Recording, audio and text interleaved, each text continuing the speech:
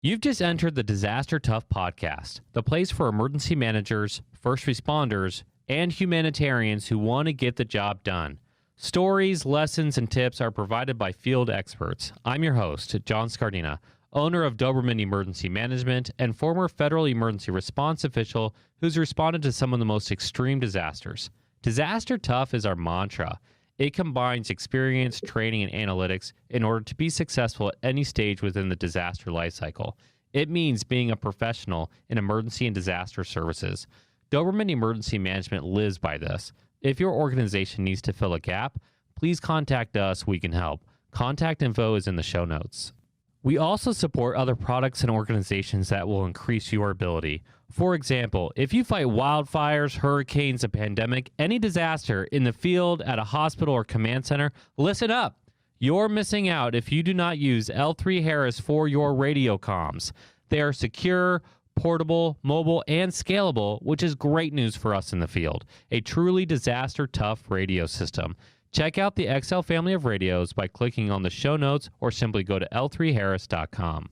When you think of situational awareness, you need to think of Futurity IT. They are disaster tough because they saw a gap and figured out how to close it by creating the Orion and Athena applications. Situational awareness is all about speed, coordination, and accuracy of information. Futurity IT's Orion app collects and provides preliminary damage assessments and integrates all incident action plan documents with WebEOC. The Athena app allows for planning, contact tracing, and customizable group coordination in every single phase of the disaster lifecycle. The best part? Futurity IT made both applications extremely intuitive. It's so easy to use. Click on the show notes today to schedule a free demo.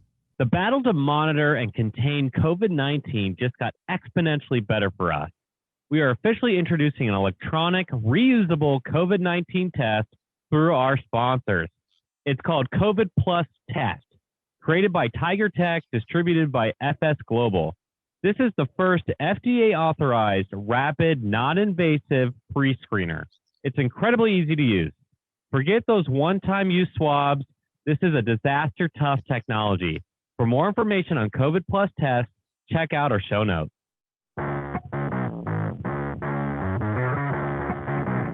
Welcome back to the show, everybody. It's your host, John Scardina.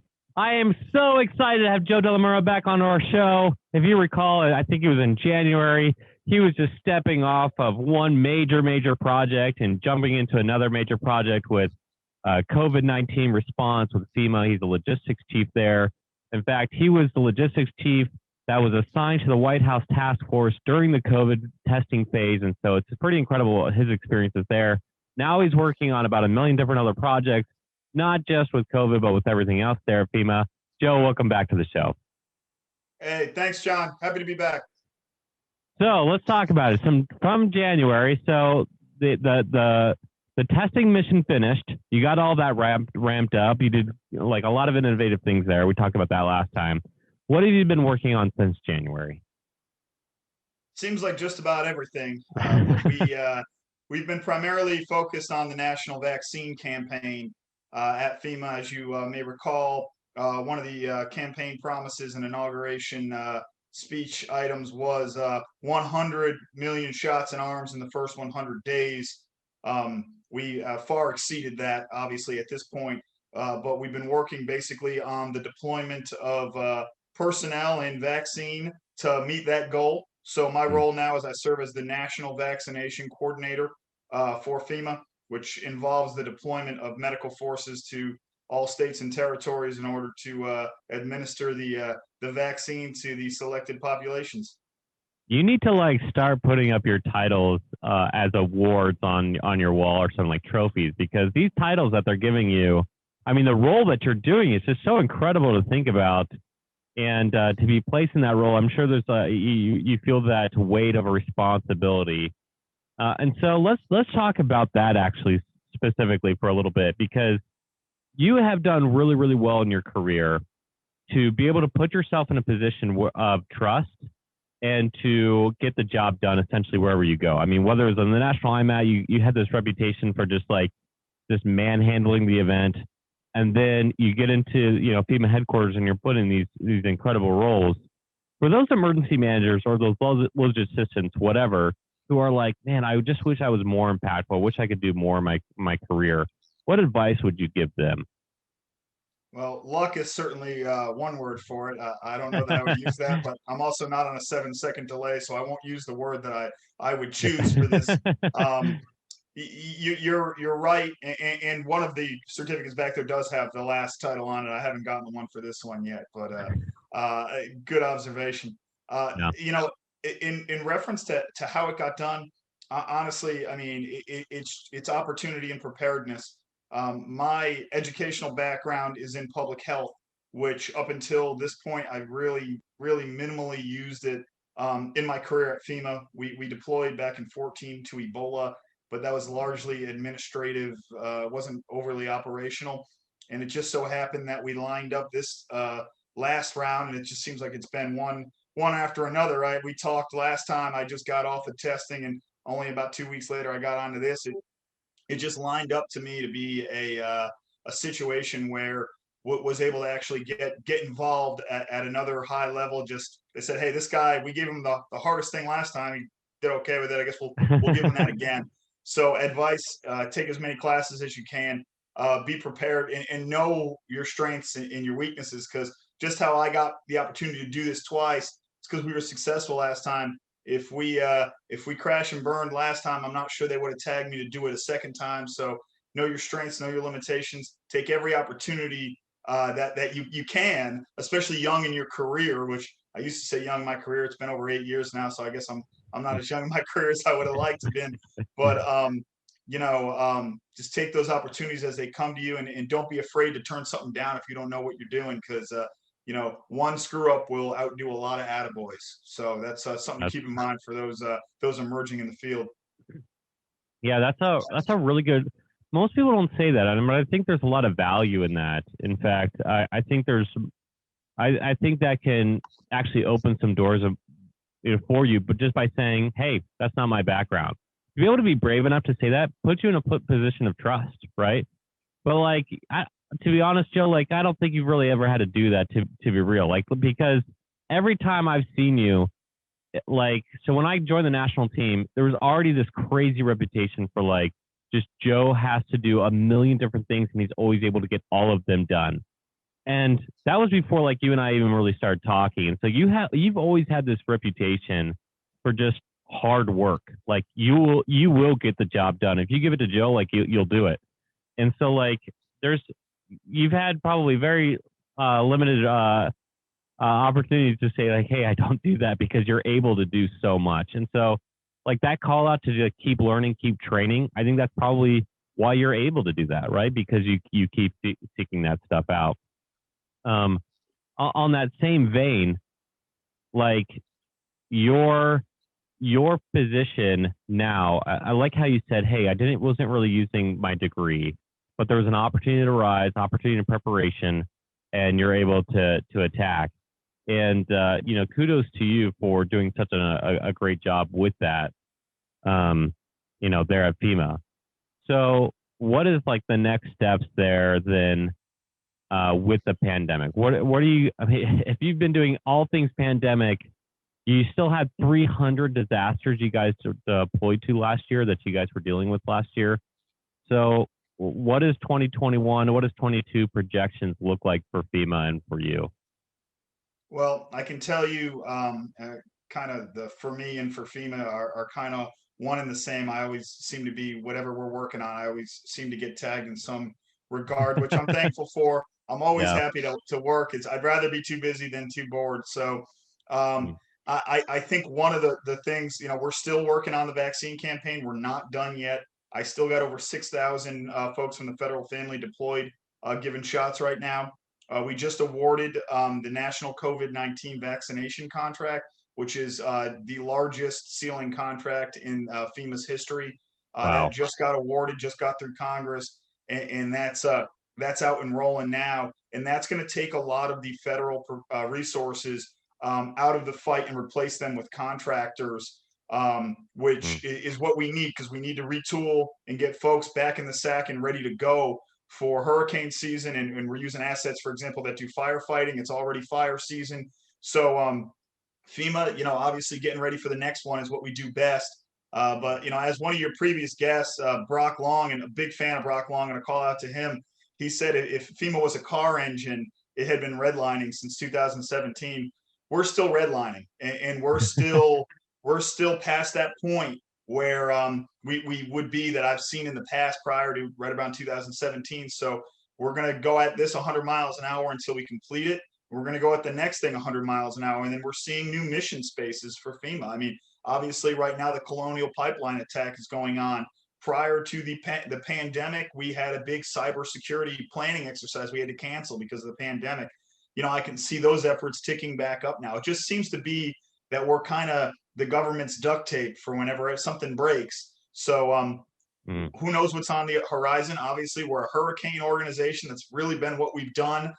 We've evolved into the pandemic space. We've evolved into the adversary-based threat space with, acts of terrorism, acts of cyber, security. But we're still in that business where we're going to do whatever we're asked to do by the chief executive, and it seems like that mission space grows constantly. So we're going to keep doing this until probably July, and then we'll see what happens. Hopefully, it's a quiet hurricane season. Yeah, good luck with that. I mean, last year was the most named hurricanes in U.S. history. So, yeah, I mean, you bring up a good point. Brock brought up a good point with the redlining, and you obviously touched on that. I liked what Pete said to me on the last week's episode, where he said, most of what FEMA does obviously is like dollars in recovery or dollars in mitigation, but this is like one of the first examples with the pandemic. As an agency-wide, they're working in prevention of loss of life in an active disaster. With the IMAT, we'd get in there and we would try to support the state, and that was a response. But that's such a small scale compared to the entire agency working on this. What is one of the after actions now that you're pulling out of that almost response phase? Hopefully, response to recovery here fairly soon. I mean, again, kudos to FEMA, kudos to everybody to meeting that mission of 100 million people vaccinated for the campaign promise and beyond. What are the after actions now? What are you looking at? The after action, I never thought after action planning would ever be so involved, and I'd ever be actually interested to read one of these after action plans, especially, I mean, you've seen it on the disasters, John. You get the after action planning person that seems like they're coming out on a disaster vacation. They write some stuff down, and the recommendations are all stuff you already knew. I can tell you our after action shop was big on the last mission, obviously, between the Operation Air Bridge and then our testing operation. We've definitely seen some lessons learned from there, and then we're learning a lot here. Particularly, it's less of a FEMA after action because what we're doing in FEMA is no different than what we normally do. It's just on a greater scale, right? So FEMA's business has always just been logistics. Another call out to Brock Long. He says the only reason you get fired is if you fail in logistics, right? So we're not going to fail in logistics, and we haven't. But what we're doing is we're moving basically people, money, and things around. And we're learning that some of our other federal partners are not as used to this level of battle rhythm or this level of deployability. So a lot of these actions are going to be more after actions for our federal partners because we, as a FEMA employee, and I'm sure you had to do the same thing. When you signed up, you had to sign a form that said every employee is an emergency manager. And I understand I may be deployed at any time. Well, the people that I'm deploying from the federal family, a lot of them didn't have to sign that. And a lot of them had to pull their personnel off of active jobs to get them to do this. And I think it speaks back to national readiness where, your skill set might be needed where you don't think so. And here's the example I'll give. At the peak of this, I had over 6,500 personnel deployed at the same time for the clinical side of the vaccine campaign. And then that's inclusive of the whole federal family to include DOD. But one of the shortfalls that we realized quickly was in pharmacy. There are just not enough pharmacists that work for the federal government. It got to the point where DOD was having to close some of their clinics to support the general population. It got to that point. So we started figuring out, okay, what are these pharmacists actually doing? And we came up with the ologist approach where what they're doing obviously is required work of a licensed pharmacist, but all of the technician jobs underneath them, reconstituting, mixing, thawing of vaccine, that's something that anyone with a general science background can do. So what we did was we did a quick search on USA Job for categories in the 13 and 1400 class that are scientists, and we started deploying people that aren't pharmacy technicians, but I have soil scientists from EPA. I have industrial hygienists from Department of Labor.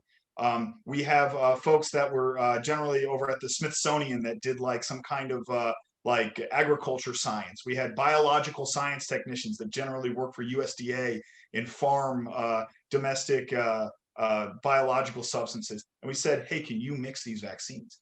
And they could. But the real part in that, the lesson learned in that, is these are folks that have worked at the same lab all the time, the same clinic all the time. They didn't have travel cards. They didn't have any kind of, because they've never had to travel for work. They didn't have any kind of like preparedness, family preparedness. When we deploy for FEMA, we know to tell our families we'll be back in 30 days or whatever the case may be. None of these folks had that. So how do we greater prepare the federal workforce, even if they're not a 0089 emergency manager? How do we prepare them to have that same mobility if the call to action comes? And I think that's one of the biggest after actions we'll take away from this. I'm not kidding when I say this. I think you should write a book about that. Seriously, if you were talking about like that single after action point, you could probably write a 200-page like document that, or book just explaining that. I mean, that is fascinating to think about. You're right. Because of Craig Fugate, speaking of another FEMA administrator, we got now 3. We'll see if we can bring up a 4th or a 5th on the call, but Brownie, right? There we go. There's a 4th. He's already got a show. Does he have a show? Oh, man. I believe he hosts a radio show in Colorado, as far as I know. Oh, my gosh. I got to get him on the show then. He seems like a nice guy. But anyways, so Craig Fugate was on the show talking about how they switched over everybody to you're an emergency manager. You could be deployed. And he said he wanted to just make that a fast and quick rule within FEMA. And there was a lot of pushback by people who, like you said, were in FEMA, and they're like, wait, I didn't sign up for that, And there was a cultural change that it took a couple years to get every single person at FEMA to sign that document, let alone in the federal government. Under the federal government, everyone should have to sign that, essentially because of Stafford Act, right?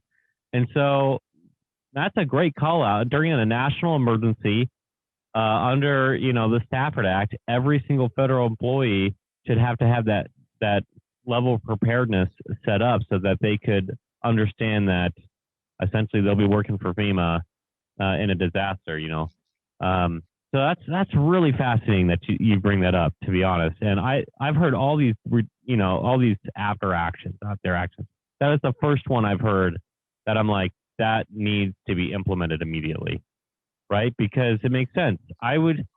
Great example. A good friend of mine now, I talk to him every once in a while, Sean Rooney. Sean Rooney was Department of Homeland Security and not deployable, never deployed. And we needed more GIS assets. So DHS said they were going to send out 4 people. They sent out him, didn't do GIS. He was a writer. And he got on the field and he was like, hey, I'm going to be here for 30 days. I can go to the library and learn GIS if you want. I was like, what? I was like, no, that's not how we're going to use you. We figured out his capability and got him in mixed in the tempo. And 30 days later, he helped us get the drone because he did all the write up for the drone. And that was like a big shout out to him. But a guy who had military experience, who's part of the federal government, was part of DHS, didn't understand like that operational tempo and what was required there. And to his credit, he learned. But I can only imagine how many people either pushed back or didn't understand, or just like I said, just lacked that competency that you brought up. Just fascinating to think about. Do you think that hurt your response at all by them just having to deal with those personnel things? Yeah, I can give you an example. We did a call out under what's called Surge Capacity Force, which is DHS Surge Capacity Force was created, I believe it was created during Sandy, and it was to fill positions for FEMA employees to augment our regular duties and program areas. Well, we tried to use Surge Capacity Force to fill clinical, because we understand other DHS components like Border Patrol, which we deployed some of them, and ICE and those folks have medical folks because they run prisons or they run occupational health programs or something. So we started doing call outs to them to get them rostered, but because they aren't filling a FEMA job, because FEMA doesn't have clinical personnel, they weren't necessarily rostered, and we were running into all kinds of problems. That we would get I did a memo DHS wide, and people were just replying back to me. I was getting random, guys that worked at, USCIS that used to be combat medics. Hey, I can come for 3 days, but then I have a bar mitzvah to go to and I can't go. So I can come for these 3 days and these 2 days later, or, hey, I can only come after work from 7 to 9, or, hey, I can only go in the Beltway area. So it was just a lot of this, and they were all just replying direct to me like I was waiting on them. Like they were the only guy I was waiting on to get rid of COVID-19. So, and out of that whole thing, we only got about 4 people, despite the fact that we probably were dealing with a pool of over 1,000, because all these folks, they had all these questions. What should I wear? All of these like weird admin questions, because none of them have ever been prepared. And a lot of them don't have travel cards. A lot of them aren't, you brought the travel part card. of the agency. They don't have it. There's never been a need. If you're a nurse at an occupational health clinic in Cleveland, Ohio, you've probably never had to go anywhere on official business before. So a lot of them didn't have it. So a lot of them were geo-locked to those areas that we if we needed them in that area, it would work. But not every town got one of these community vaccination sites. Do you think that should be standard for all federal employees to have a travel card? I think so. I know I'm also a member of the Coast Guard Reserve. Every single reservist gets a travel card, regardless if their job is to guard the same gate at the same base for their whole career, or if they're part of a deployable detachment. Every single person, it's part of your requirements every year to have a travel card. So I think that's a good model. I think for a lot of federal agencies, particularly those occupation sets that we just don't have a lot of throughout the government. We probably don't need every secretary to have one, but there's just not as many nurses as one might think in the federal government. Folks like that, it would be helpful. It doesn't take much as a contingency. You don't have to fund it. You can put a penny on it to keep it open, but it might be something that takes a long time to do, but it's not a difficult thing, really, administrative burden at all. The mechanism is already there. So that's one solution, right? Okay, every federal employee gets a travel card. Done. Next solution that you have to deal with is that preparedness level. Do you think that in their orientation for their job, that there should be like a 1 hour, hey, you are a federal employee, that means Stafford Act, and Stafford Act means if the worst of the worst happens, we get to deploy you. And do you think it'd be easier to make that pitch to do that because of COVID now? Yes and no. I think that to do the pitch at an orientation point wouldn't be much of a challenge. I think it's when it comes time to operationalize that. So I think when it comes time to actually push these folks out the door, and that's where we ran into our stopping point, because FEMA, we can give you a FEMA travel card, and we can put you on centralized billing, and we can pay for your travel and stuff. We can rent your hotel for you. The problem was getting that individual employee's supervisor or supervisory chain to approve it. And we did this during a huge transition period in the federal government. With the new administration, all of the new cabinet members were coming in, and a lot of them that we're asking them to do something we never asked any of their predecessors to do. So they're hesitant to allow their folks to deploy. I mean, we were pulling, biological science technicians out of laboratories that make defense materials and asking them to go out and do vaccine. And, as a new Department of Ag secretary might look at that and say, that's hurting my mission to be prepared with, biological agents. That's hurting my mission at the EPA to provide safe drinking water. I'm not going to provide those personnel because I'm worried. I'm new in this position. I don't know the state of everything. So, having the individual employee ready is important, but also getting the agency's concurrence to allow those employees. A lot of these agencies don't have excess staff just sitting around waiting for FEMA, right? Those type of folks would get a reduction in force if that happens. So, convincing, cabinet level folks to shutter certain programs for 30 or 60 days to help us, that's really where the hard part comes in. Yeah, that's a competency issue. That's an ego issue. Yeah. That's a lack of, when I say competency, what I really mean is we always talk about transfer of power, peaceful transfer of power, right? Part of that process probably should be a training mechanism for the old and the new cabinet level or whatever. Anytime there's a switch, I would hope that I'm sure he did. Brock gave plenty advice to Pete, and Pete probably gave plenty of advice to DA and Criswell. And I'm sure that just happened because our field batches a little bit better. But when you get higher up and it gets political, man, that's one area that we have to all work a little bit better on to make sure that the mission goes above the person, right? So, great call out there. What would be another solution? I'm just curious. I'm just diving down the rabbit hole at this point. What would you change? There's a whole lot of things that need to be changed, and a lot of it is goes down to the state level, as I've heard some of the former administrators that were on here also talk about. States need to take a little more responsibility for this mission also. So the same way where there's all these moral hazards that are created by some of the underinsurance that they have in the traditional disaster realm, we see a lot of states that don't want to take responsibility, or they want to push it to the federal government. And we're getting, for example, we just did a request a couple of days ago to set up a mobile vaccination site in a very rural state. And on that request came about 24 clinical personnel, which, okay, I mean, I'm hard pressed to think a state doesn't have 24 EMTs sitting around, but okay, we'll fill that. But on that also came things like traffic cones and sawhorses and tables and minivans. And I'm thinking, does that entire state, is there a national shortage on traffic cones? Does that entire state not have the ability to provide 100 traffic cones for this site? Is there a big shortage on minivans? Can they not go to Enterprise the same way the federal government would go to Enterprise and rent a minivan? So I think a lot of these states are all too happy to just pass the buck and not look internally at what they have available. So we, for example, Title 32 National Guard assets, FEMA has authorized the expenditure for a certain amount of National Guard assets in every state.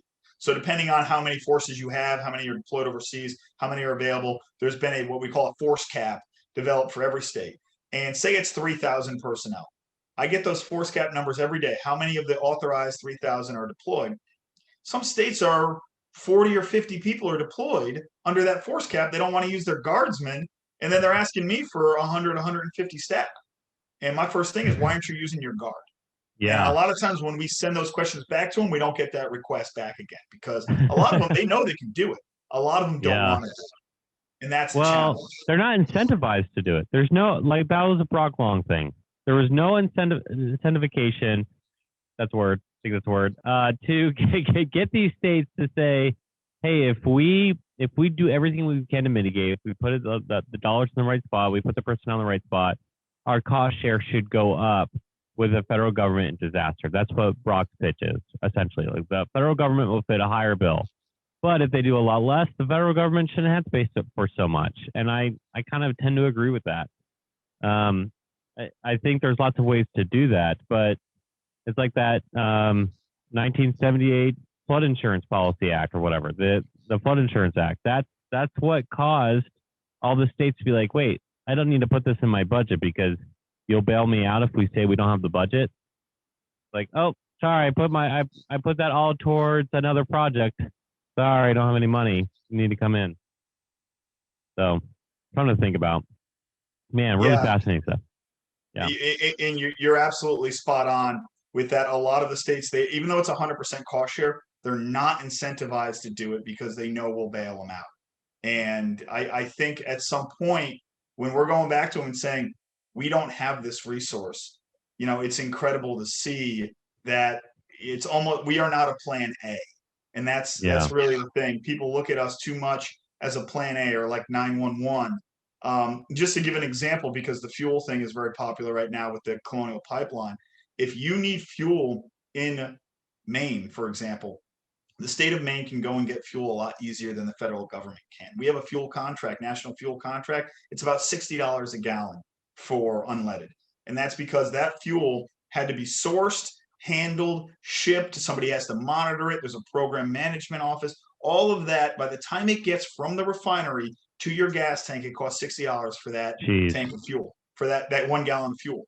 Whereas if the state just went and did it locally, you'd cut out so many of those project management costs, and they're all still reimbursable. So that's the other thing, especially right now. This is a 100% cost share for the vaccine campaign. So Right. for me to go to a local hospital and commission a nurse that's already working in that state to pick up extra shifts for FEMA, that cost of that nurse is going to be $150 an hour with all of the project management costs that are incurred. Whereas if the state just went and said, hey, nurse so-and-so, what do you make an hour? 30? Okay, we'll give you 35 to come pull an extra shift for us. If they did that locally, they could cut down on so many of these costs. But a lot of the time we are the easy button. And that is a moral hazard, as Brock Long would say, because the more and more you continue to feed the animals, the more and more they rely on you to be fed. So that's a real challenge that we run into.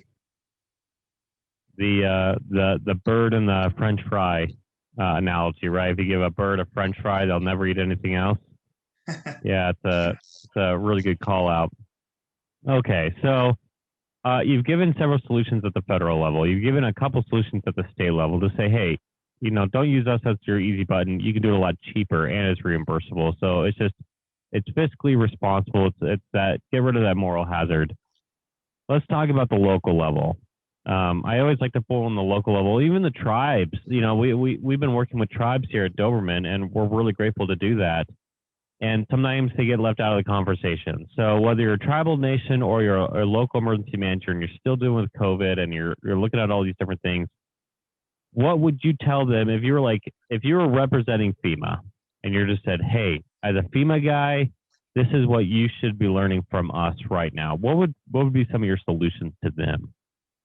So locals and tribes are both very similar in the fact that they are the lowest level of government for whatever their locale is. And we are dealing with several tribes direct, and we're also dealing with a couple that are coming through their state, and we're dealing with them as a sub-grantee. A couple items. One, all disasters are local, right? We've heard that 100 times. So, and as a chief elected official on a tribe or a mayor in a city, you should want your flag to be on that recovery operation. If I was the mayor of Washington, D.C., I would not want a bunch of people wearing FEMA shirts or Air Force uniforms or whatever running around vaccinating my citizens. I would want somebody wearing a DC patch vaccinating my citizens. The same should go for tribes, right? So it does start locally. And, having a robust medical reserve corps, for example, most large UASI or urban area security initiative cities have a medical reserve corps. Having robust relationships with hospitals. I'll do a shout out to my home state of Connecticut. Connecticut has asked for, by the way, they're leading the country in vaccinations per capita now. Connecticut is almost at 80% of their citizens vaccinated, which is 80% of their citizens are vaccinated. We anticipate that coming into June, that will be 80% in Connecticut. They'll be the first state to cross the threshold. And the reason for that is a lot of so they have a very strong medical community there, a lot of research with, their universities up there, certainly. But the other thing is their state public health has a robust network of private sector partners. So they have 4 or 5 hospital networks that they are utilizing to staff mobile vaccination clinics. So depending on where the mobile vaccination clinic is going to be that week, they send their personnel from the local hospital. And it does 2 things. One, it provides the local doctor, nurse, EMT, kind of that sense of ownership and satisfaction that they're helping fellow countrymen, people that are in their cities. They may be vaccinating their friends and family. So it provides that sense. And also, it does a great thing for us because we're not taking staff from another state, another locality, and taking them out of their job as a nurse at a hospital in Indiana and now putting them in a hospital in Connecticut to do the same job. We're not robbing Peter to pay Paul. All they're doing is saying, hey, you normally work Monday through Friday. Can you pull an extra shift on Saturday? We're going to do a vaccine event. And if you do that enough times, you'll staff out the whole week. And Connecticut has done that. They have 3 what we call mobile vaccination units that rove around the state. They're basically a double wide trailer that gets towed around, set up. It's got a sub-zero freezer on it to store vaccine, and they are distributing vaccines and they're staffing it with the personnel that work in those localities. And that That's is so the awesome. best way to do it. That's a model we should have replicated across the board. Obviously, some states don't have that capability. You go to rural areas of Alaska, New Mexico, Oregon, you're not going to have that level of medical capability, but you also have less people. So, Yeah. there are things that could be done in that landscape that thus far, I think a lot of states have been pushing the easy button and not taking that ownership. I'm surprised that Rhode Island isn't going to be the first state to cross the threshold. I learned You would that think because of the size. They're up there too. They're up there too. Yosemite, the national park, is the same size as Rhode Island, and then I just lost it. It's just like, oh my gosh, man, like that's pretty incredible to think about. That solution again, mobile vaccination sites. You're talking about all these solutions, and I love that. Remind me of the role or the title that they gave you for this, the vaccination coordinator. Yeah, National Vaccination Coordinator. That and $1 gets you a cup of coffee. Hold up. Wait for it. Oh my gosh. Well, you clearly deserve it. I just loved hearing you talk about all the innovative solutions. This happened last time too. I talked to you. I was blown away by all the innovation that had to happen to get testing. Coca-Cola, Sriracha, and others, like now making the vaccination, the vials and the mixing and everything else. And now you're talking about all the different federal agencies and people working to do the mixing and keeping it up and do vaccination sites and mobile vaccination sites, and to be able to have the data to be able to say, hey, they're doing it phenomenally in Connecticut, and all disasters are local, and all the innovation that has had to go in there. You should be the chief innovative officer for FEMA. That's what it sounds like on my end, but it's just incredible to hear this and to get that like running total. I gotta get you to come on like every 6 months or so to give us the update, because I feel like every time you're gonna come on, you're like, yeah, we talked to Elon Musk and we're just gonna like rebuild the earth now. No big deal, because that's kind of what you're doing. But you're like there you go. You're the Elon Musk of FEMA. That's basically your role. No big deal. But that's pretty cool. That's pretty cool stuff that you're doing over there. So, as I asked last time, because we're going to wrap it up here in a second, because I respect your time and I want to get to saving lives through innovation again through FEMA, I guess. But I really appreciate you coming on here. The same question I asked you last time, I'm going to ask you again and see if it's either changed or if it's solidified at all for you. If you could change one thing in the career of emergency management right now to impact the future in a positive way, what would you want to see emergency management change? So that's a really good question. And I just want to, before we break, I just want to point out one thing. Last time I was on this, you asked me when you think we would be vaccinated. And I believe we both landed on July. And I believe we're both going to be correct. We're probably about 70% of this country is by July. So I'll share the applause with you on that one. That's there it is. We nailed it. But yeah, that's cool to think about. Yeah, that's really cool to think about how we talked about that. And I've been vaccinated. I'm proud that I've been vaccinated. And like the faster, more anybody is holding off at this point, I'm like, you realize you're the reason why everything's still shut down, right? Like, I don't even care anymore. That's why I got vaccinated. Do I think it's life-threatening for me? No. Do I kind of care about the next guy down the road? Yes, that's why I did it. But I also just want to return to normal. Just give me the stupid shot. We're fine. Move on. Anyways, so that's awesome that you're going to be on target for that goal, though. Congratulations. Thank you. Third time. Fourth time. All right.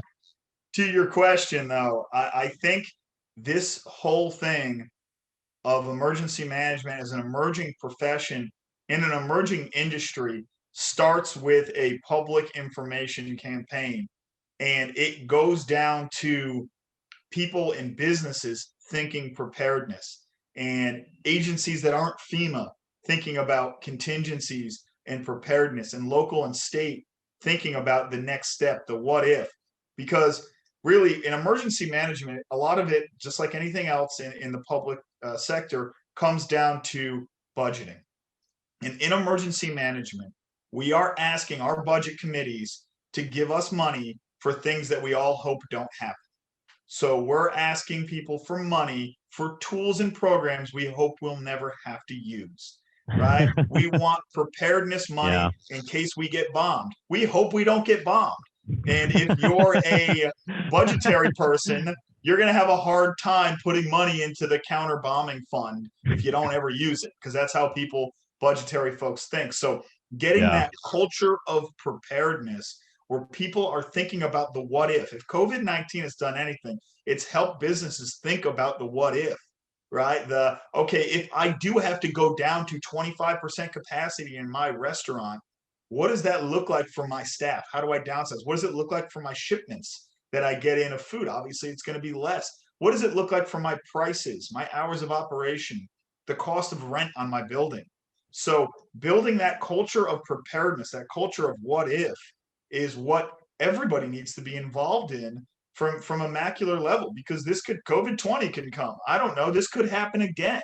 So we could be in a situation where we need to be prepared, and it would really be unfortunate if we threw the baby out with the bathwater after this whole thing is over with and we didn't take those key lessons learned. So new emergency managers, I'm seeing constantly new programs, collegiate level programs emerging for emergency managers. I was part of a planning cell that worked on the Coast Guard is finally developing a degree program for emergency managers at the Coast Guard Academy. That's awesome. All of these things, because people are realizing this is an industry that isn't going away. And the more complex the battlefield is, the more of contingencies are possible. So there's more threats with new technology, with all kinds of new developments, emerges new threats, and we need to be prepared as emergency managers, because the best emergency management plan is one you don't ever have to use, because your mitigation plan was that successful and that well thought out. So that's what we need to be thinking about from an enterprise level. Okay, that's a drop the mic quote moment for sure. We just found our quote for the show. By the way, if I would have closed my eyes and listened to you, I would have been, I don't know, that maybe that's a stupid way to say it. If I would have read, there we go. If I would have read your text without knowing it was you, I would think that was Pete Gaynor. Pete Gaynor, last week on the show, said almost everything you just said verbatim. Education, stocking, it's all about preparedness, mitigation, everything you just said. I'm going to put in my first vote. I don't know if I get a vote, but first vote for Joe Dellamura for next FEMA admin in 8 years or whatever. So seriously, like what you're saying is people who are very influential also say the exact same thing. And there's a reason. It comes back to that point that I said earlier. You talked about luck and opportunity, and I don't really think you had a lot of luck. I think you have prepared very, very well. I think you're an extremely hard worker. I think you get the job done. I think people know that, and they have that level of trust and confidence because you're able to get out there and do it. And I am really proud that we're friends, and I'm grateful that you have been crushing it for our country for the last 18 months on this, and continue to do so. So I just thank you again for coming onto the show and for saying some really good things. I think emergency managers have to hear that. I think it's time that we start addressing colleges and universities and saying, you need to up your programs. You need to do better in your programs, and you really get people prepared for going into a field that you're right. If you're talking to a budgetary person, they're going to be like, wait, why do I need this? And people are starting to wake up. They're starting to realize that this stuff goes away, and their life it gets exponentially more difficult without preparedness. Whether they're a federal employee or whether they're a municipality and they're trying to mitigate a threat, mitigation and preparedness changes the game for everybody. Great call out. So with that being said, I got to find my cue over here. Joe, thanks again for coming on the show. And seriously, the great advice. And we got to get you come back on like 6 months or so, 4 months. And actually, maybe right after July and see if you're across that threshold and where the nation's at. So thanks again for coming on the show. You got it, John. I look forward to July. The mission success will be in direct correlation to how much hair I have left at that point. So all you got to do is get a snapshot of me. I was going to say, you actually have more hair than the last time you were on the show. So I don't know. Maybe that shows that the country's doing better. Maybe you'll have like a Have you ever seen Fletch? The movie No. Fletch? He falls asleep and he's in a dream, and it's Chevy Chase, and he's dribbling a basketball, and the announcer goes, he's 6'5", 6'9" with the afro, and he's like, has this giant afro. Maybe that'll be you in like August. You'll just be like on some beach somewhere with a giant, thing of hair. So that would be awesome. But We can only hope. yeah, I hope that we make a major turning point. I hope that people get vaccinated. I hope that we just keep driving down that road. In the meantime, I'm going to do one more call out. I usually don't do this for my sponsors, but the electronic, putting it on your arm, reusable COVID test, that monitoring thing to be able to get people back in schools or whatever, that is so huge. And I got to give that call out, shout out to them, because I've done the nose swabs. I'm sick of the nose swabs. Put it on your arm. Why, let's just get over this COVID thing. And I think that's a big game changer there. Okay. So I've never done that for a sponsor before. So you're welcome, FS Global and Tiger Tech. Let's end the show. So if you like Joe's show, give us that 5-star rating and subscribe. As always, as we always say, you can send us an email if you have a question or you need some more advice about what Joe was talking about. You want to work with Doberman Emergency Management, you can send us an email at info@dobermanemg.com. But if you have a question for Joe, you have a comment, you like what he had to say, please use our social media channels. You can either use Disaster Tough Podcast on Instagram, or you can use Doberman Emergency Management on LinkedIn, Facebook, whatever. Send us that there. That'll be the fastest way that Joe can see it and respond to it. And then tune in to next week when we come back. Thanks.